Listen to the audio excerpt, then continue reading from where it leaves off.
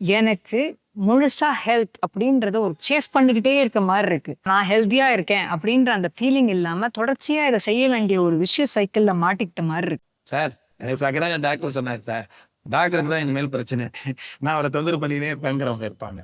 ஆனால் இன்னொரு பக்கம் என்னன்னா, சக்கரை வந்துச்சா நான் என்ன பண்ண போறேன். எபிஜெனடிக்ஸ் கான்செப்ட்ஸ் எல்லாமும் நீங்க சொல்லி கேள்விப்பட்டிருக்கேன். அதை பத்தி கொஞ்சம் விலாவரியா சொல்லுங்க. பறக்கும் போதே அமைஞ்சிருச்சுன்னு பாக்குற டிசீஸ் இது எப்படின்னு கேட்டா 2% தான், மிச்சம் 98% ப்ரிவென்டபிள்.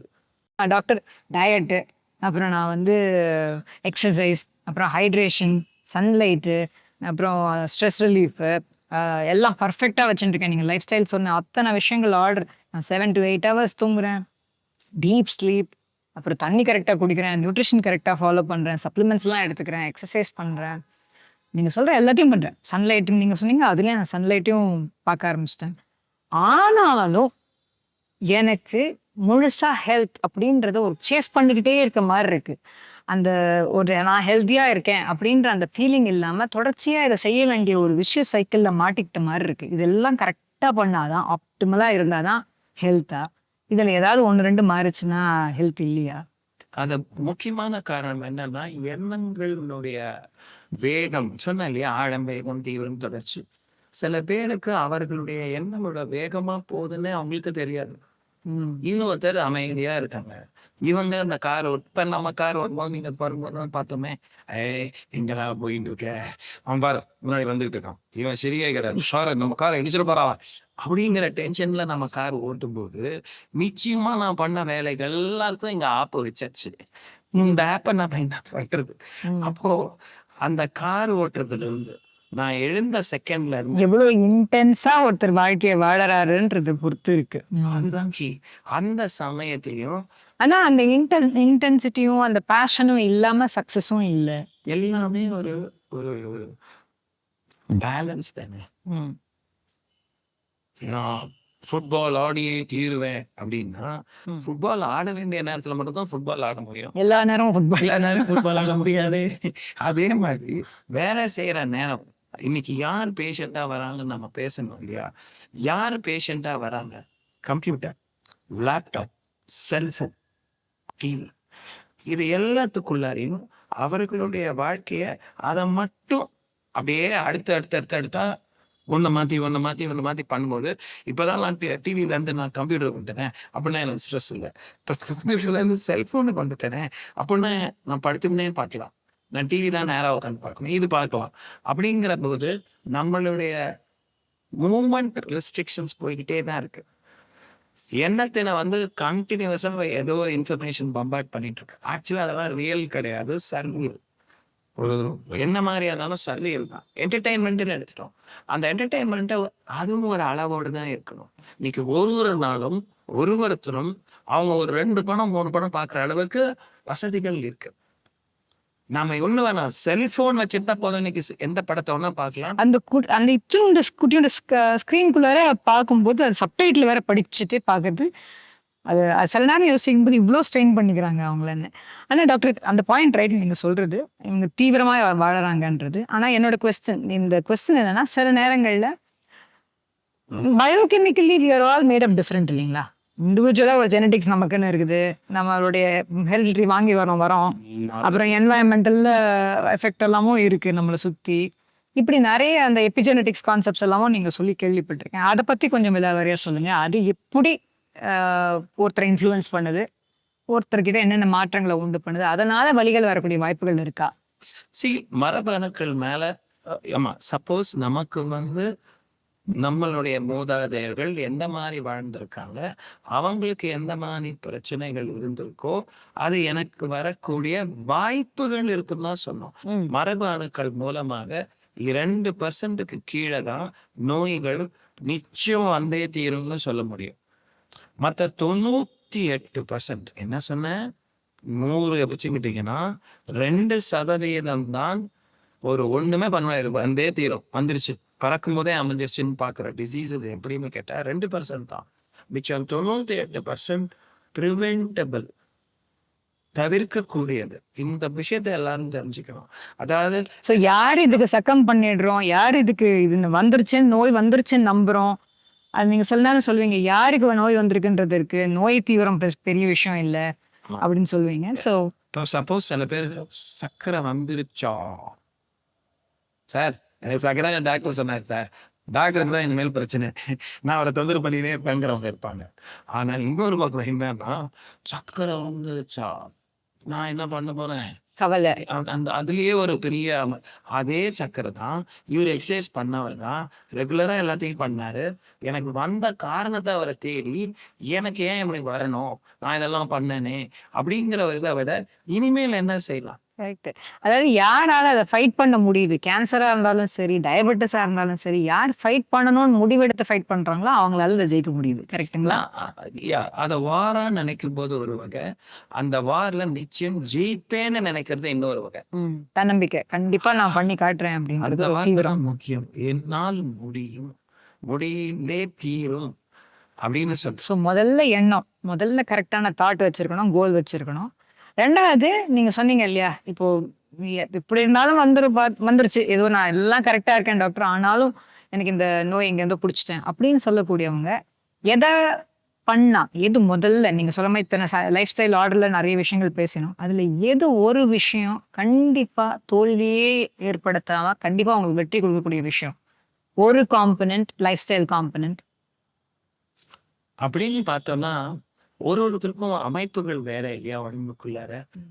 பேசிக்கான எல்லாரும் நடந்துதான். இப்ப சப்போஸ் காட்டுல இருக்க மிருகங்கள் ஆர்டர் சொல்லலாம், ஒரு காம்பனன்ட்ன்றது இம்பாசிபிள், இந்த ஒண்ணு விஷயத்த மட்டும் காம்பனன்ட் அது இல்லாம நீங்க என்ன பண்ணாலும் அமைதியாக இருந்தாலும் இப்போ ஸ்பெசிஃபிக்காவே man is made for movement. அதுதான் அந்த மூமெண்ட்டே நாம எடுக்கிற போது ஒரே ஒரு வகை மட்டும்தான் தப்பிக்கும். அவர் சன்னியாசியை உட்காந்து மெடிடேட் பண்ணி அவருக்கு உண்மையில எதுவுமே தேவையில்லைன்னு உட்காந்தவரோன்னா தப்பிக்கலாம். வேற மற்றவங்க எல்லாரும் வாழ்க்கையை வாழ்றதா சம்சாரிகள் நிச்சயமாக நகர்ந்தே தீரணும். அதனால movement is the first requirement. 2வது ரிக்குவயர்மெண்ட் இந்த மூவ்மெண்ட்டுக்கு தேவையான உணவு, அந்த சாப்பாடு முறைகள் பசி இல்லாம சாப்பிடுறது, பிடிச்சதுங்கிறதுக்காக சிலதை நிறைய சாப்பிடுறது. சின்ன வயசுல சாப்பிடலாம், 30-40 வயசுக்கு வந்துட்டனாலே சாப்பாடு கட்டுமுறைகள் அதை நம்ம எப்படி கட்டுப்படுத்திக்கணும் அப்படிங்கிறது இருக்கணும். தண்ணி குடிக்காமல் விட்டுடுறது. எனக்கு தாகம் இல்லை சார், இந்த பாத்ரூம் தான் சரியா இல்லை, ஆனா நான் தண்ணியே குடிக்க மாட்டேன், வீட்டுக்கு போய் பார்த்துக்கிறேன், குடிச்சேன்னா பாத்ரூம் போகணும் அப்படின்னு பெண்கள் நிறைய பேர் குடிக்காமலே உட்காந்துருக்காங்க. ஸோ 3வது ஆஸ்பெக்ட் நீர். நீர் அது உள்ள கொண்டு வரணும். அந்த நீர் இருந்தாலும் நம்ம முக்காலெல்லாம் கூட அந்த நீரை கட்டுப்படுத்தப்படுகிறது. அதனால அதுவும் மாற்றணும். நீர் மாற்று, தூக்கம், ஸ்லீப். இந்த தூக்கத்தை நாம சார் ஒரு நாள் இன்னைக்கு ஒன்றும் ஆகாது. ஆனா இன்னைக்கு ரிசர்ச் என்ன சொல்லுதுன்னா 24 மணி நேரம் உங்களுடைய தூக்கம் பாதிக்கப்பட்டிருந்தால் அந்த 24 மணி நேரத்துக்குள்ளேயே உங்க இம்யூன் சிஸ்டம், நோய் எதிர்க்கும் சக்தி மாறுகிறது. நோய் எதிர்க்கும் சக்தி உங்களுடைய பாக்டீரியா, வைரஸ் யாரு உள்ள நுழைஞ்சாலும், ஆனா நீங்களும் உள்ள நுழைஞ்சிக்கங்க, பரவாயில்ல, நம்ம ஒண்ணுதான், அவங்க ஒன்றும் சொல்ல மாட்டாரு, நான் கொஞ்சம் குவைட்டா பார்த்துக்கலாம், நீங்க பார்த்துக்கோங்க அப்படின்னு விட்டேன். ஒரு வகை. இன்னொரு வகை என்னன்னா, ஐயா ஏந்திரிங்க, யாரோ உள்ள வந்துட்டாங்க அப்படின்னு வீட்டுல இருக்கவங்களே பார்த்து சுட்டது. அது துணலை அடிச்சதுன்னா ஒரு நோய், ஒரு பேரும், டாயிங்கிட்ட மாத்த அடிச்சா ஒரு பேரும், ஒவ்வொன்றுத்துக்கும் ஒரு பேர் வச்சிருக்கோம்.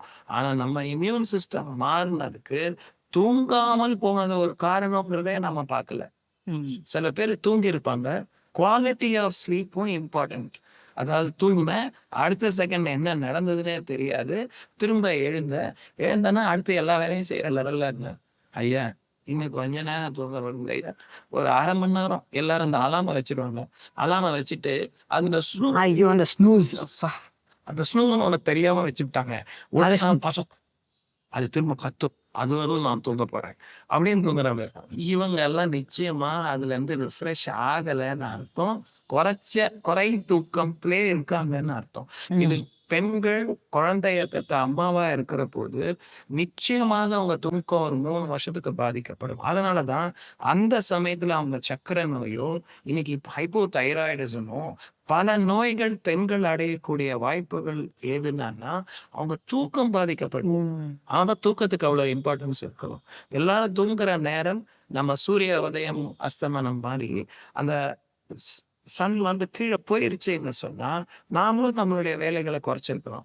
ஏன் ஏதாவது லைட் இருக்குதா சார், நான் பார்த்துக்கலாம், மெதுவா சாப்பிட்டுக்கலாம், மெதுவா நிறைய பேருக்கு நைட்ல தான் வேலையே இருக்கு ஆ, டாக்டர். இப்போ அந்த வேலைன்னு சொன்னது உங்களுடைய உடல் அமைப்பு, அதாவது இந்த இயற்கை என்பது அந்த மாதிரி இல்லையே, இது செயற்கையாக உண்டாக்கப்பட்டது. அதனால அதனுடைய பாதிப்புகளை சந்திச்சு தான் ஆகணும்.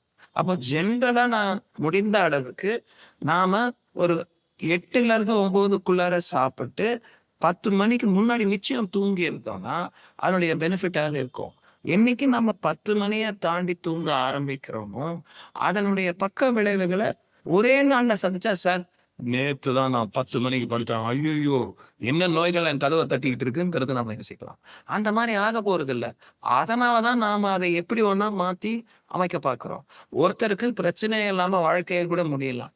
ஆனா இன்னொருத்தருக்கு கொஞ்ச நேரத்துக்குள்ளேயே பல பிரச்சனைகள் வரும். யாருக்கு வரும் யாருக்கு வராதுங்கிறது பிரச்சனை அல்ல. வந்தால் அவங்க மருத்துவரை சந்திக்க வேண்டியிருக்கும். அந்த நம்பர் அதிகம். வராமல் போனவர்கள் ரொம்ப கம்மி. அந்த வந்தவர்களை தானே காப்பாற்றணும்.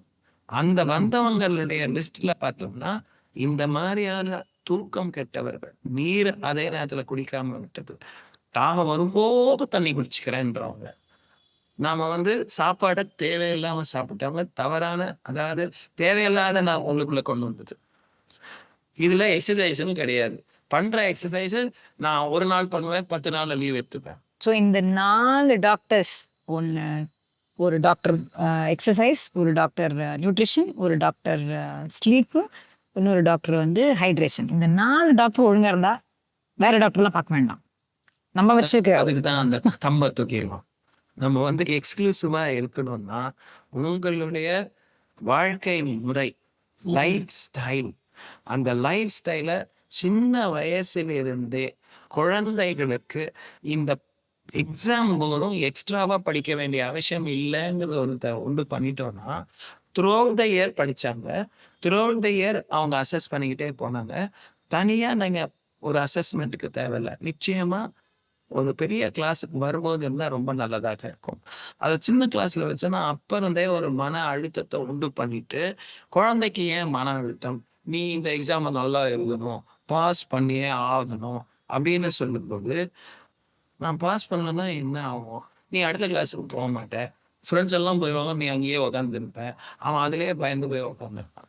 அப்போ நான் வந்து என் ஃப்ரெண்ட்ஸோட இருக்க முடியாது, வேற யாரோ புதுசா வருவாங்க, அவங்க கூட நான் ஏன் பேசணும். அப்போ ஐசோலேஷன், அங்கேயும் டவுட்ஸ், ஃபியர்ஸ் எல்லாம் உண்டு பண்றோம். அதே தான் வாழ்க்கையில மற்ற நேரங்களும் கண்டினியூ ஆகுது. அதை வேலையினுடைய மற்ற பிரிவுகள்ல இதே எண்ணங்களோட தான் வாழ்றோம். இதை செய்ய முடியுமா, முடியாதா, இது பண்ணாட்டி என்ன கான்சிக்வன்சஸ். இது எங்க ஆரம்பிச்சது, நம்மளுடைய எக்ஸாம்ல ஆரம்பிச்சது. அந்த எக்ஸாம் எழுதுறது எதுக்கு, நீங்க படிச்சிருக்கீங்க, நிறைய கத்துக்கிட்டீங்க, என்ன தெரிஞ்சதுன்னு தெரியறது எக்ஸாமா, என்ன தெரியலங்கிறது தெரியறது வேற எக்ஸாமா. நம்ம பார்த்த நம்மளுடைய எக்ஸசைஸ், அதாவது செஞ்ச வேண்டிய எக்ஸசைஸ் செய்யாம விட்டது. அடுத்தது சாப்பாடு, தேவையில்லாம சாப்பிட்டது, அதிகம் அது இல்லாம பசி இல்லாம சாப்பிட்டது, பிளஸ் தவறான முறைகளில் சாப்பிட்டது, நேரம் தவறி சாப்பிட்டது.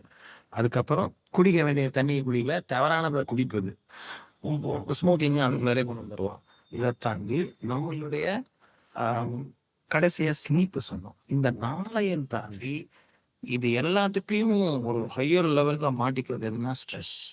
இது எல்லாத்தையும் டீல் பண்ணக்கூடிய ஒரே பகுதி அந்த எக்ஸசைஸ் காம்பனண்ட்டை கிளியரா வச்சதுக்கு நாம குழந்தைங்களை பிசிக்கல் எஜுகேஷன்ல உள்ள செய்ய விடாம ஸ்கூல் நாள்ல இருந்தே தடுத்து அவங்கள எப்படியாவது நீ சர்க்கரையை வாங்கிக்கோ, ரத்த கொதிப்பை துடிச்சுக்கோ, பிசிக்ஸு, கெமிஸ்ட்ரி, பயாலஜில இவ்வளவு மார்க் வாங்குறது சொன்ன மாதிரி கூடவே இப்பவே இருக்கும். நம்ம சர்க்கரை நோயை கொஞ்சம் பிடிச்சிப்போம், அப்புறம் ரத்த கொதிப்பை பிடிச்சிப்போம், அப்போ கேன்சரையும் பார்த்துக்கலாம், நம்ம வந்து ஒரு ஹார்ட் அட்டாக்கையும் பார்த்துக்கலாம். இப்படி பல நோய்களை, ப்ரிவென்டபிள் நோய்களை பள்ளியில தான் நம்ம ஆரம்பிச்சிருக்கோம். எதுவும் ஒரே நாள்ல வரல. இந்த இதை புரிஞ்சுக்கிட்டோம்னா, இதை எதை மாத்துறோமோ இல்லையோ, இதை ஒண்ணா மாத்தினா கூட அதனுடைய இது ஜாஸ்தியா இருக்கும். கூட மத்ததையும் நம்ம பார்த்துக்கிட்டா ரொம்ப அருமையாக இருக்கும். நம்ம முதல்ல நீங்க கேட்டீங்க இல்லையா ஒரு கேள்வி. அந்த கேள்வி என்ன, இதையெல்லாம் செஞ்சோம் எனக்கு ஏன் வந்துச்சு, அந்த ஏன் வந்ததுக்கு எங்க தாத்தா இதே மாதிரி கஷ்டப்பட்டார், எங்க அப்பாவும் இதே மாதிரி கஷ்டப்பட்டார்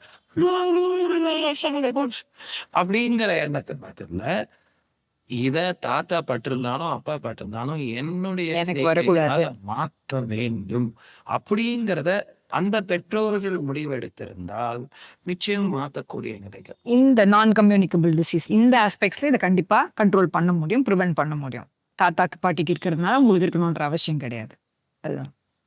சரி டாக்டர், இது நல்லா அழகா சொன்னீங்க லைஃப் ஸ்டைல் டிசீசஸை எப்படி கண்ட்ரோலுக்கு கொண்டு வர முடியும் அப்படின்னு.